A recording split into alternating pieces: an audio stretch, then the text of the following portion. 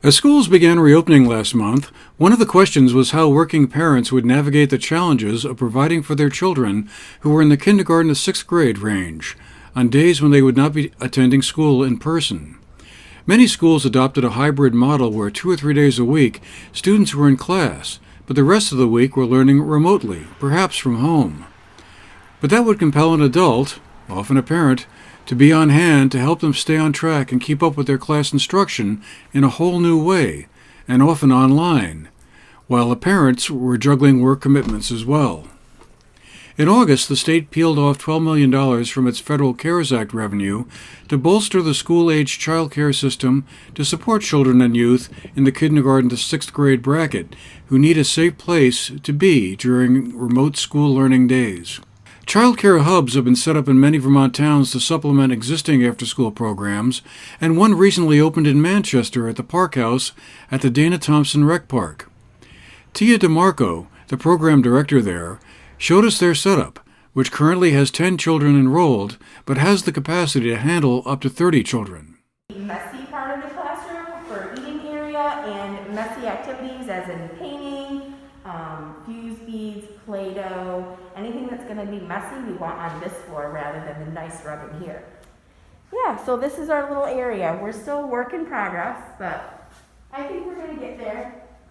So far the kids are really enjoying the things that we've gotten.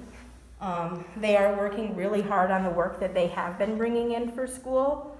So yeah, this is our little space.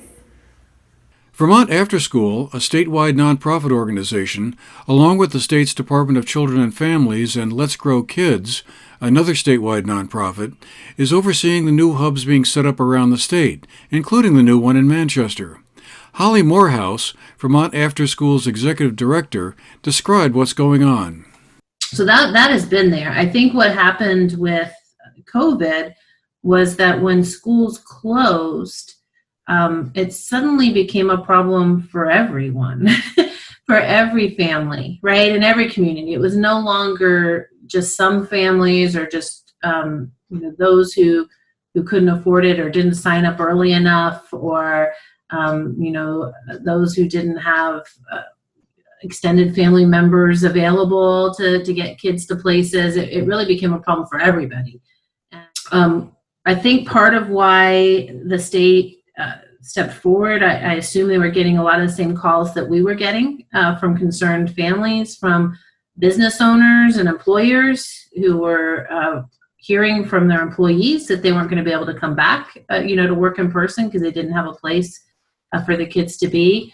We were hearing from families, whether it was a fully remote schedule or a hybrid schedule, how difficult that is to have your kid in 2 days a week, but home 3 days a week, and maybe you have multiple children and they're on different schedules, and how do you handle all those logistics? So definitely was a crisis in the works.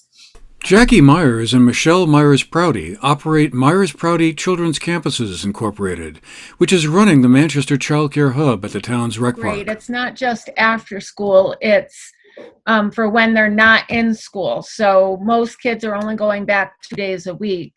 So they would come with us the other 3 days, and we can help facilitate their online learning while their parents can work. We'll run it just like we do our after school program.